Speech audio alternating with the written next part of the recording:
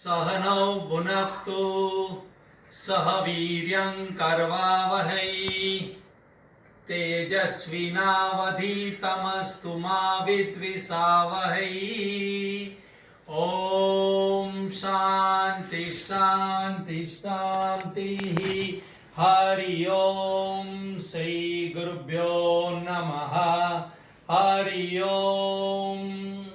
ओम शन्नो मित्र संवरुणः शन्नो भवत्वर्यमां शन्न इन्द्रो बृहस्पतिः शन्नो विष्णुरुक्रमः। नमो ब्रह्मणे नमस्ते वायो त्वमेव प्रत्यक्षं ब्रह्मासि त्वामेव प्रत्यक्षं ब्रह्म वदिष्यामि ऋतं वदिष्यामि सत्यं वदिष्यामि तन्मामवतु तद्वक्तारमवतु अवतु माम् अवतु वक्तारम्। ओम शांति शांति शांति। हरि ओम श्री गुरुभ्यो नमः। हरि ओम। આજનો વિષય છે એકાગ્રતા। એકાગ્રતા શબ્દનો અર્થ થાય છે એક અગ્રતા, એટલે કે એક ધ્યેયની અગ્રતા, એટલે કે નજર સમક્ષ, અગ્રતા એટલે સમક્ષ, નજર સમક્ષ એક જ ધ્યેય સ્વરૂપ હોવું એને એકાગ્રતા કહેવાય। આમ તો એકાગ્રતા શબ્દ આપણે સામાન્ય વ્યવહારમાં પણ ઉપયોગમાં લેતા હોય છે કે ભાઈ વાતમાં તારી એકાગ્રતા નથી, તારું ધ્યાન નથી, ભણવામાં ધ્યાન નથી, તારી એકાગ્રતા નથી, રસોઈમાં એકાગ્રતા નથી, મીઠું કોઈક વાર વધારે પડી જાય, મરચું ઓછું વધતું પડી જાય ત્યારે પણ આપણે શું ક્યાં ध्यान છે તારું। આવી રીતે રોજિંદા જીવનમાં પણ આપણને ધ્યાન કે એકાગ્રતાની જરૂર પડતી હોય છે। તો પછી એકાગ્રતાનો જે સાચો અર્થ કીધું કે એક જ ધ્યેય સ્વરૂપમાં એકાગ્રતા, એમાં તો કેટલા બધા ધ્યાનની કે એકાગ્રતાની જરૂર પડે। તું કરતા ભયા, તું કરતા તું ભયા, તું करता तू भया मुझ में रही ना हूं, तू करता तू भया मुझ में रही ना हूं, लख 84 फेरा मिटा, लख 84 फेरा मिटा, जित देखो तित तू, जित देखो तित तू। ज्या जुओ त्या नजर समक्ष भगवान ज देखाय ત્યારે સમજવાનું કે આપણા લખ 84 એટલે 84 લાખના ફેરા મટી ગયા છે। પણ ક્યારે થાય? તું ही तू અનુભૂતિના અજવાળામાં હું ના હું બસ તું જ હશે। હે પ્રભુ હું ના હું બસ તું જ હશે। આ તું પરમાત્મા તારે લીધે થયું, તું જ કરી રહ્યો છે, તું જે કરી રહ્યો છે બરાબર કરી રહ્યો છે, બધું બરાબર કરે છે। આમ કરતા કરતા જે આપણી અંદર હું રૂપી અહંકાર છે એનો નાશ થઈ જશે।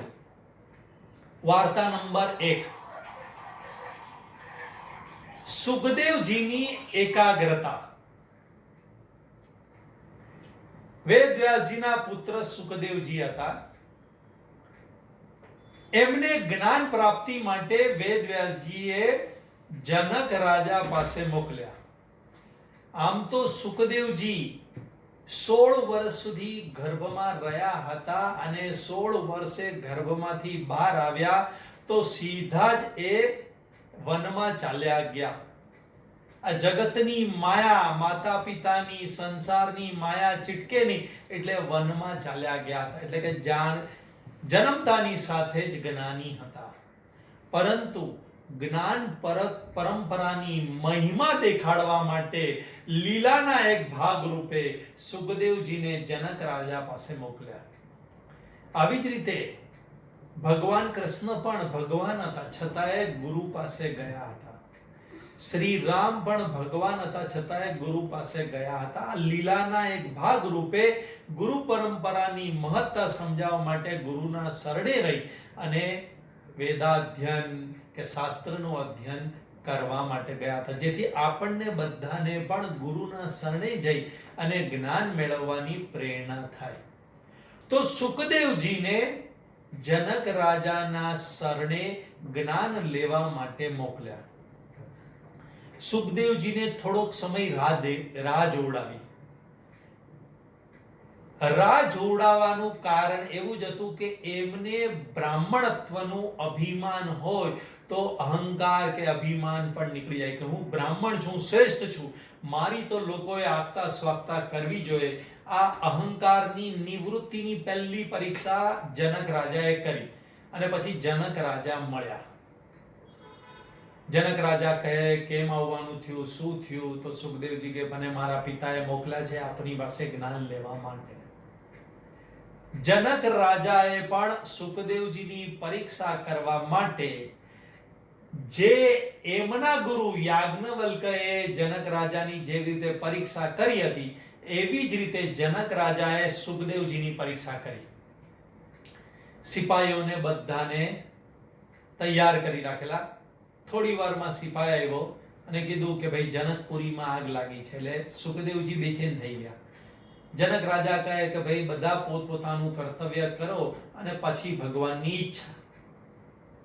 ફરીથી પાછો બીજો સૈનિક આવ્યો કે ભાઈ રાજમહેલ તરફ આગ આવી ગઈ છે, હવે તો રાજમહેલને બાળવા લાગી છે. એટલે સુખદેવજીને ચિંતા થઈ ગઈ. ફરીથી રાજાએ એવું જ કીધું કે ભાઈ બધા પોતપોતાનું કર્તવ્ય કરો, બાકી ભગવાનની ઈચ્છા. સુખદેવજીને થયું આ રાજા કેવો છે, એ મારું કંઈ સંભાળવા નથી, મારી પોતડી પડેલી છે ત્યાં એ બળી ન જાય, એમ કરીને ઊભા થયા. જનક રાજા કીધું ક્યાં ચાલ્યા, બેસો. અરે નહીં, મારી પોતડી છે, એક લંગોટ લઈને આવ્યો છું ને એક પોતડું છે, એને એ પણ બળી જશે તો પછી હું રહી કેવી રીતે શકીશ તમારી પાસે? જનક રાજાએ કહ્યું હતું કે એક પોતડી અને એક ધોતિયામાં તારી આસક્તિ રહી ગઈ છે તો તું જ્ઞાન શું મેળવી શકવાનો? આ બધું તો નાટક હતું તારી પરીક્ષા માટે. સુખદેવજીને ખ્યાલ આવી ગયો કે મારી આસક્તિ રહી ગઈ છે અને હું જ્ઞાન મેળવવા નીકળ્યો છું. હાથ જોડ્યા, પ્રભુ મને જ્ઞાન આપો, આપના સિવાય કોઈ સમર્થ જ્ઞાની પુરુષ નથી, હું તમારા શરણે છું, મને જ્ઞાન આપો. તો કે જ્ઞાન આપતા પહેલા હજી એક પરીક્ષા થશે. એક તેલનો કટોરો હાથમાં આપે છે અને કહે છે કે જાઓ બજારમાં જાઓ અને બજારને જોયાઓ કેમ છે જનકપુરી જુઓ. પરંતુ આ તેલના કટોરામાંથી એક બુંદ પણ તેલ પડ્યું છે તો પાછળ સિપાઈ ખુલ્લી તલવાર લઈને તમારી પાછળ હશે, તેલનું ટીપું પડ્યું તમારું ડોકું કાપી નાખશે. સુખદેવજી જાય છે કે હવે પરીક્ષામાંથી ફેલ ન થવું. કટોરી હાથમાં રહી અને બજારમાં ફરવા જાય છે. બજારમાં વિવિધ પ્રકારના બધા સ્ટોલ્સ હતા, વાતોચીતો થતી હતી, રમતગમત હતા, બધામાંથી પસાર થઈ અને ફરીથી પાછા જનક રાજા પાસે આવે છે. જનક રાજા કહે છે કેમ લાગી જનકપુરી? સુખદેવજી કહે છે જનકપુરી જોવામાં ધ્યાન જ ક્યાં હતું, મારું ધ્યાન તો કટોરીમાં હતું. કારણ શું, જેની પાછળ મોત પડેલું હોય એનું ધ્યાન બીજે જાય કેવી રીતે? જનક રાજા કે જ્ઞાન મેળવવું હોય, પરમાત્માની પ્રાપ્તિ કરવી હોય તો આટલી એકાગ્રતા જોઈશે. સંસાર તમને આકર્ષિત કરશે, સંસારની વચ્ચેથી પસાર થવાનું જ છે, અને છતાંય ધ્યાન પરમાત્મા પ્રાપ્તિમાં રાખવાનું છે. આવી હતી સુખદેવજીની જ્ઞાન સાધના માટેની એકાગ્રતા. આપણે બધાએ તપાસી લેવાનું છે કે મનુષ્ય જન્મ મળ્યો છે અને પરમાત્મા પ્રાપ્તિ કરવી હોય તો એકાગ્રતા કેટલી જોઈશે. યુવાનીમાં જ્યારે પ્રેમ થઈ જાય ને ત્યારે આપણા બધાની એકાગ્રતા હોય છે. અને એનો શ્લોક પણ છે, અગ્રે સા ગજગામિની પ્રિયતમા પૃષ્ઠેપી સા દ્રશ્યતે દાત્રાયામ સા ગગનેપી સા સર્વત્ર સા સર્વદા. આગળ પણ તેજ ગજગામિની ચાલતી હોય અને પાછળ પણ તેજ પ્રિયતમા દેખાતી હોય. ધરતી પર પણ તેજ, આકાશમાં પણ તેજ દેખાય છે. સર્વ સ્થળે સર્વ સમયે તેજ પ્રિયતમાના દર્શન થતા હોય છે.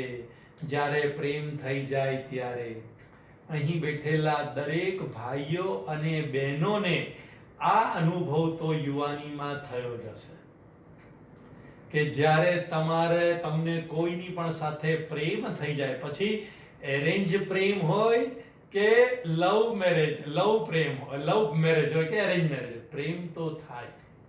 અને ત્યારે તમે તમારી યુવાનીને યાદ કરજો અને કુંવારા લોકો તમે યાદ કરજો કે ભાઈ તમને આવો ક્યારેક પ્રેમ થયો જ ખરા?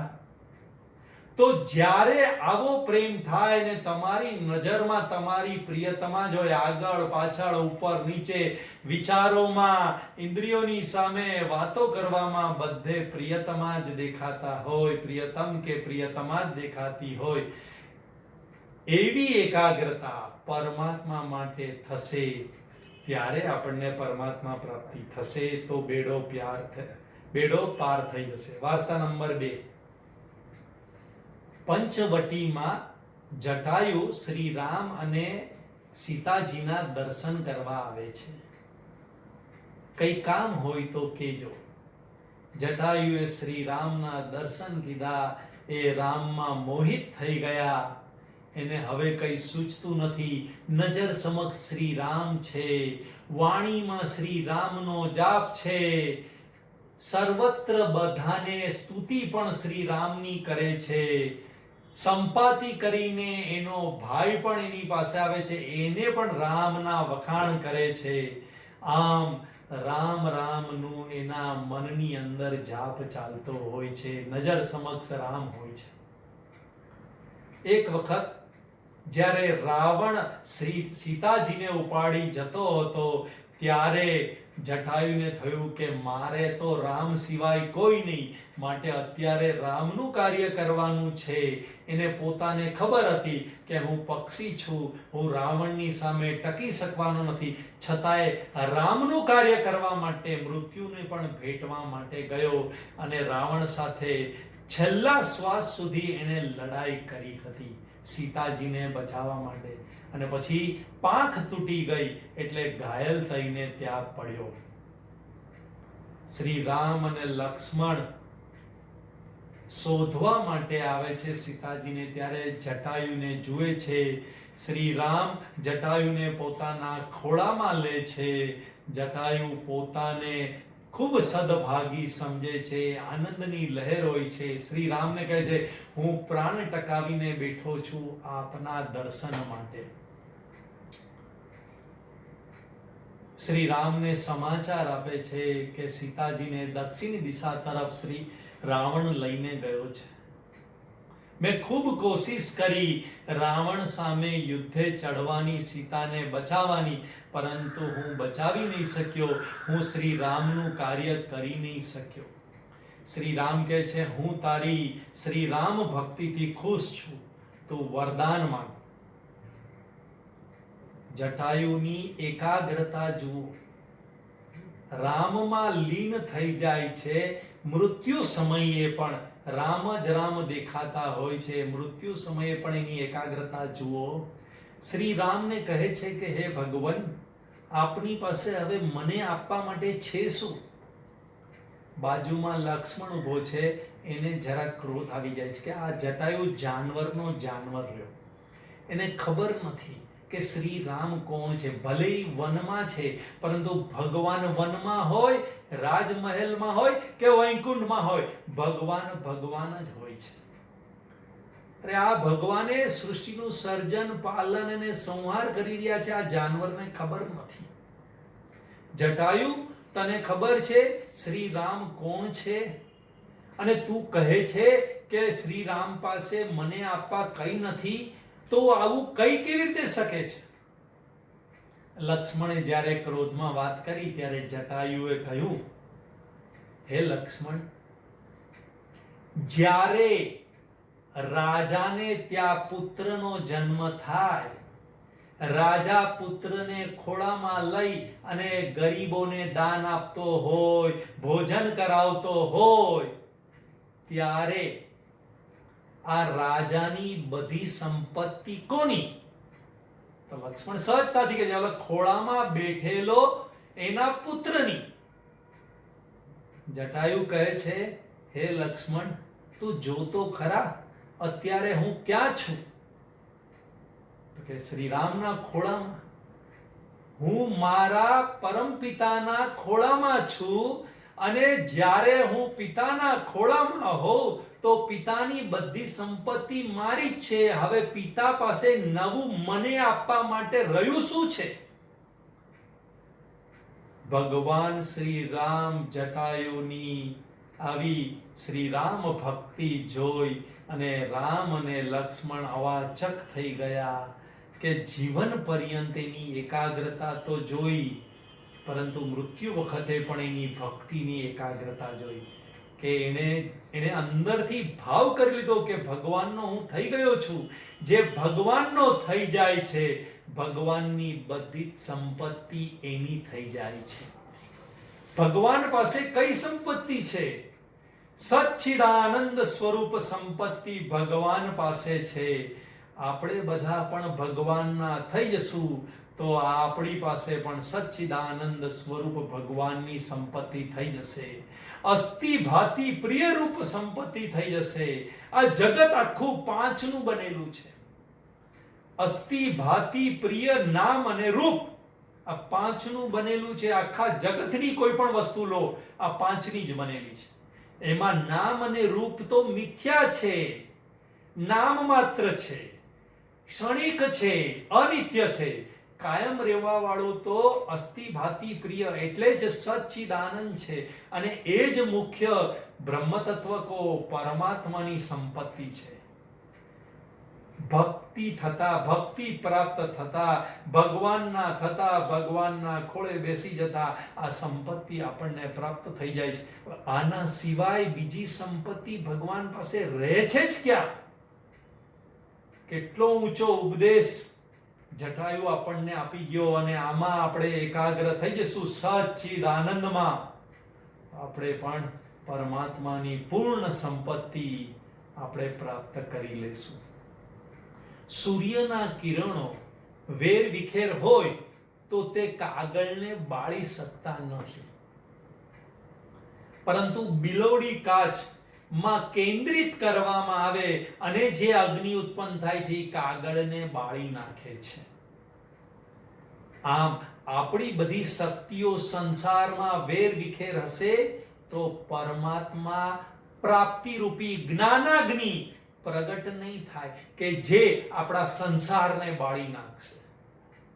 તો કરવાનું શું? તો કે ધ્યાન રૂપી બિલોડી કાચ, એટલે ધ્યાન દ્વારા આપણી ચિત્તની બધી શક્તિને એકાગ્ર કરવાની, કેન્દ્રિત કરવાની, જેથી આપણા બધાની અંદર એક જ્ઞાનાગ્નિ પ્રગટશે, આપણા મનની અંદરની બધી વાસનાઓને બાળી નાખશે, અને અંદર જ પરમાત્મા સ્વરૂપ છે એનું દર્શન થઈ જશે.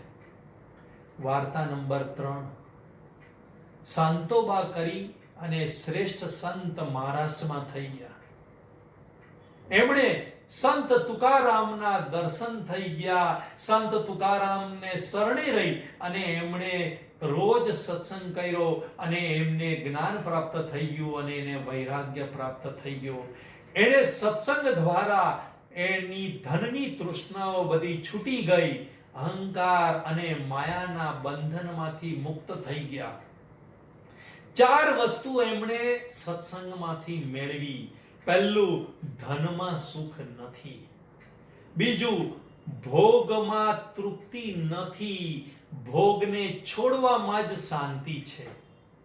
ત્રીજું, દુનિયાવી પ્રતિષ્ઠા તો પોકળ માત્ર છે.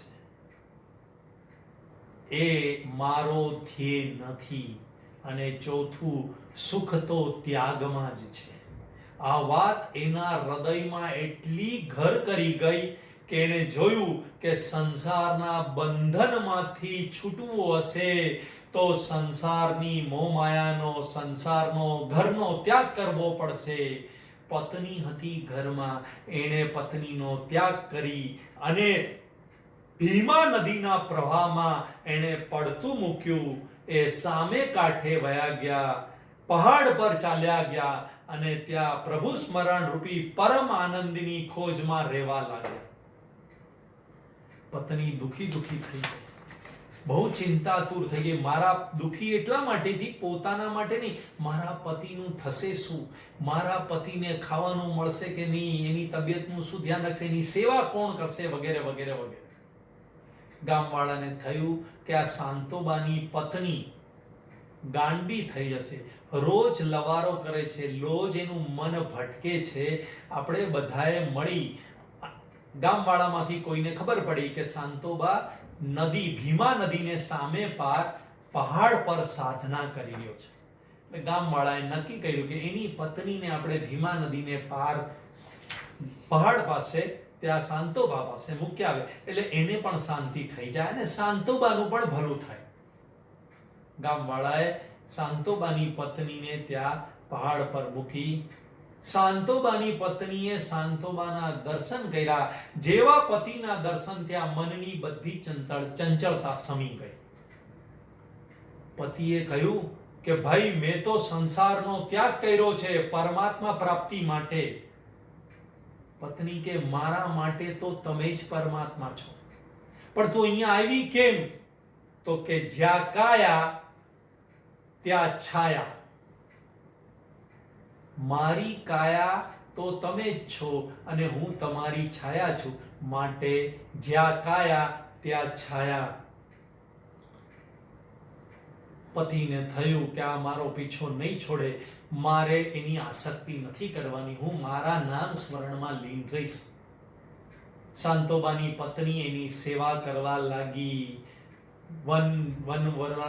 વગડામાં ફરીને ફળ લઈ આવતી અને સેવા કરવામાં ખુશ રહેતી. પંખીઓ અને વૃક્ષો સાથે દોસ્તી થતા ચૈતન્ય તત્વ શું છે એનું એને જ્ઞાન થવા લાગ્યું. શાંતોબાએ જોયું કે આ શાંતિથી મને તકલીફ આપ્યા વગર જીવે છે, તો મારે આ પત્નીની પરીક્ષા કરવી પડશે કે હજી મોહમાયામાં છે ખરા. એણે કીધું કે જાઓ ગામમાંથી રોટલીના ટુકડા લઈ આવો. પત્ની તો કહે, પતિવ્રતા હતી, પત્ની તો કહે ઓહો કેટલા વખત પછી મારી પાસે કંઈક માંગ્યું છે, હું હમણાં જ જાઉં છું ને લઈ આવું છું.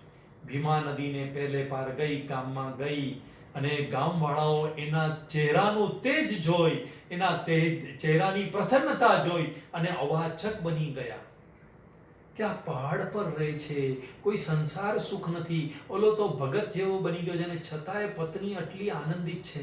પત્ની શાંતોબાની બહેનના ઘરે જાય છે, બહેન ખુશ થઈ જાય છે ભાભીને જોઈને અને કહે છે કે ભાઈએ તમારા ભાઈએ રોટલીના ટુકડા. અરે રોટલીના ટુકડા શું, હું તો ભાઈ માટે પકવાન, કેટલીય રક્ષાબંધન ને કેટલીય ભાઈ બીજ વહી ગઈ છે, હું તો પકવાન મારા ભાઈ માટે બનાવીને આપીશ. અને ખૂબ નવા ભોજન પકવાન બનાવીને આપ્યા. શાંતોબાની પત્ની લઈને આવી અને પોતાના પતિ સામે ધરી દીધું. શાંતોબાએ કીધું મને પકવાન કે મિષ્ટાઈ કે મિષ્ટાન નહીં જોઈએ, મેં તને કીધું તું મને રોટલી જોઈએ, જા પાછી, આ બધું પાછું આપી આવ અને મને રોટલી જોઈએ. પત્ની પાછી ગઈ અને એને ગામમાં બેનને પકવાન પાછા આપ્યા અને ગામમાં ફરી અને રોટલીઓ ભેગી કરી અને જેવું જવા જાય ત્યાં ભીમા નદીમાં પૂર આવી ગયું. દુખી થઈ ગઈ, હવે ભીમા નદી પાર કેવી રીતે કરું? હે પાંડુરંગ એવો નાદ કર્યો.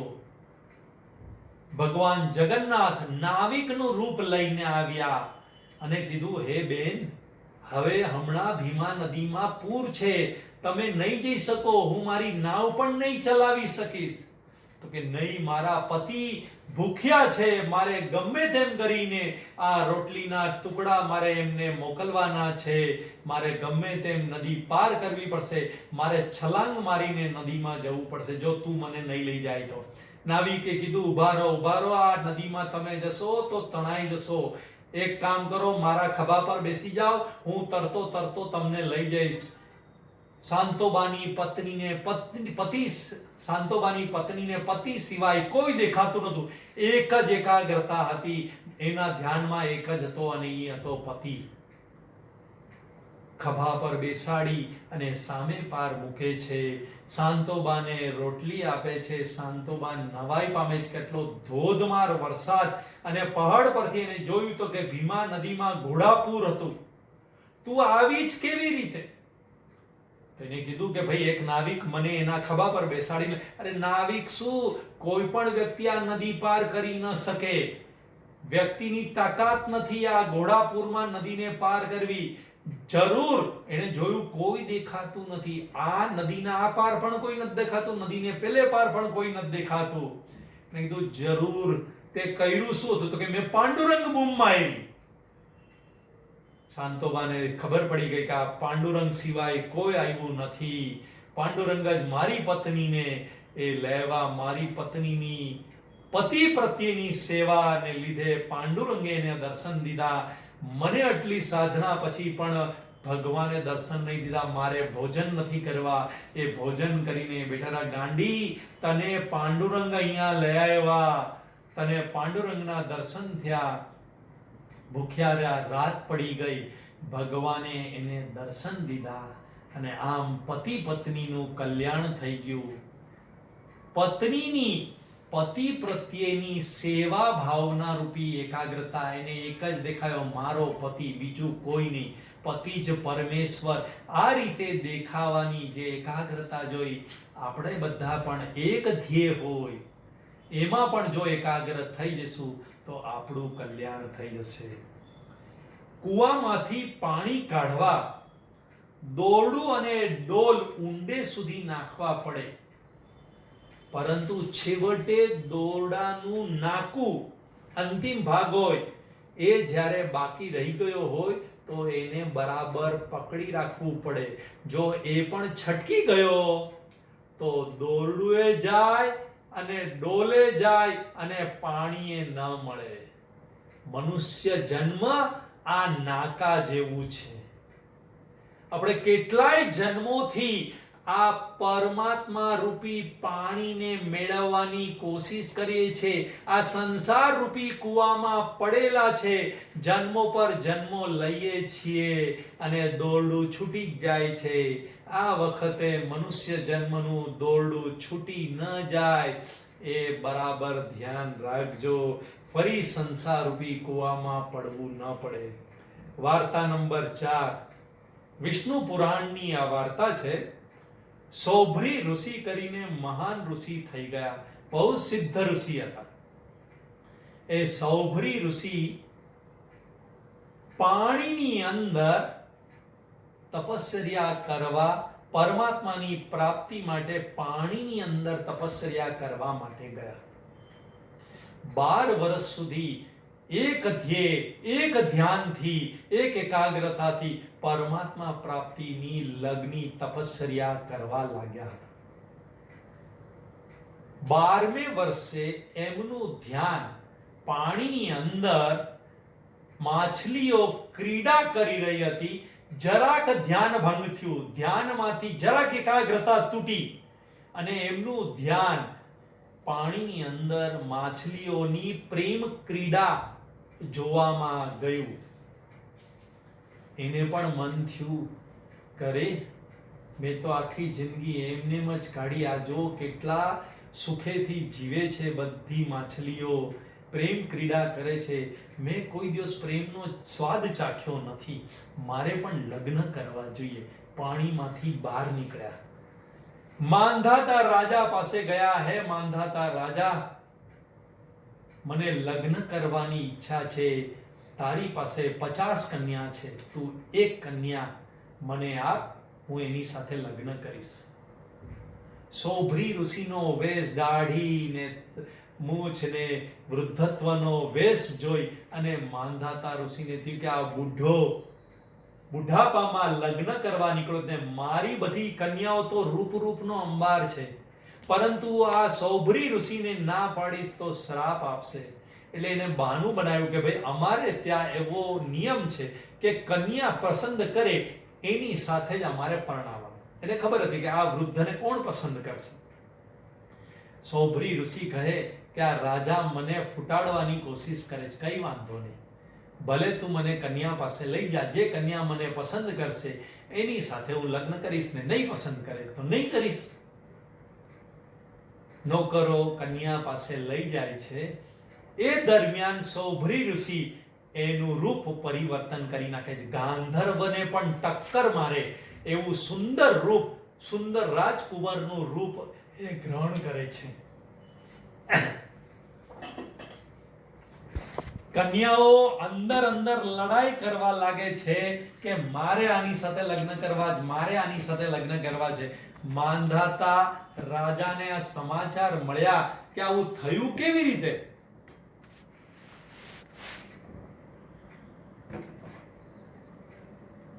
જોયું તો સૌભરી ઋષિએ સુંદર રૂપ ગ્રહણ કર્યું હતું.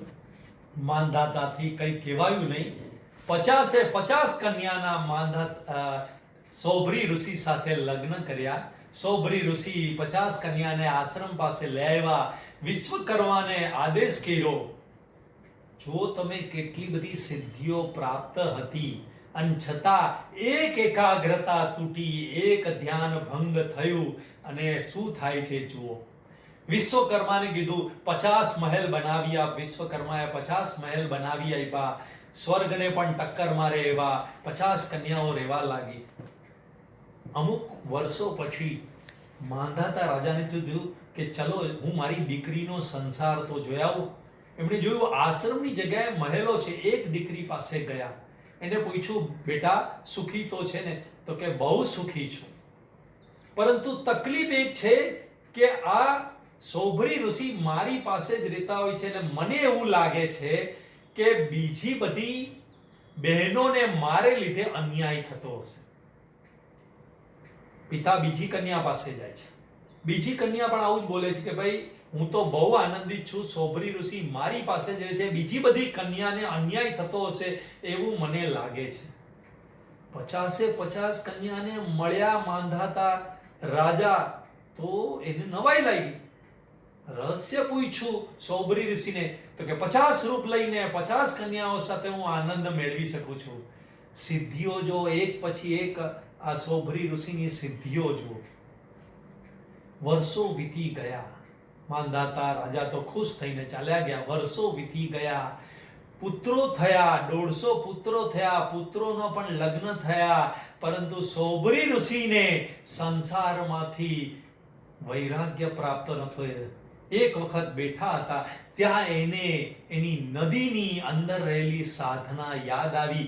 વિચાર કરવા લાગ્યા કે હું ક્યાં આવી ગયો, ક્યાં હું સાધના કરનારો ઋષિ પરમાત્મા પ્રાપ્તિ માટે, અને ક્યાં હજી મારી તૃષ્ણા ગઈ નથી. છોકરાઓને જોઈ લઉં, છોકરાના છોકરાઓને જોઈ લઉં, પૌત્રના દર્શન કરી લઉં.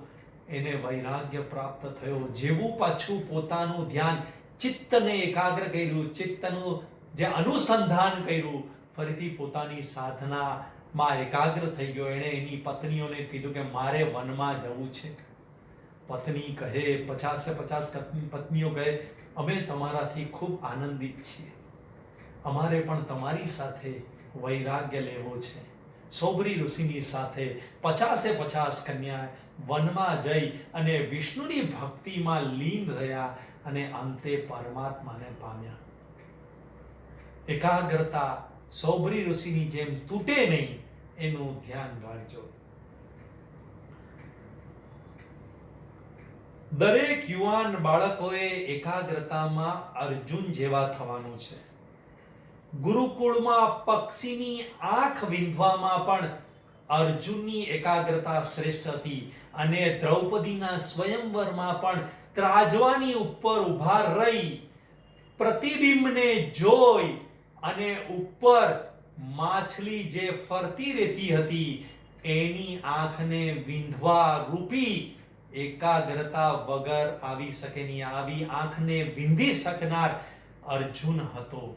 આવી એકાગ્રતા આપણા બધાની અંદર આવે એવી હું પરમાત્માને પ્રાર્થના કરું છું. આજે જે વાતો સાંભળી એને આપણે હૃદયસ્થ કરશું કે સુખદેવજી જેવી જ્ઞાન સાધનામાં આપણી એકાગ્રતા થાય, જટાયુની જેવી ભક્તિમાં એકાગ્રતા થાય, શાંતોબાની પત્ની જેવી પતિ સેવામાં એકાગ્રતા થાય અને છેવટે સૌભરી ઋષિની જેમ તપશ્ચર્યામાં પણ આપણી એકાગ્રતા થાય અને કોઈ વિઘ્ન ના આવે અને પરમાત્માની પ્રાપ્તિ આપને અને મને આ જન્મમાં થાય એવી ભગવાનને પ્રાર્થના. ઓમ પૂર્ણમદ પૂર્ણમિદં પૂર્ણાત પૂર્ણમુદચ્યતે પૂર્ણસ્ય પૂર્ણમાદાય પૂર્ણમેવાવશિષ્યતે. ઓમ શાંતિ શાંતિ શાંતિ. હરિ ઓમ. શ્રી ગુરુભ્યો નમઃ. હરિ ઓમ.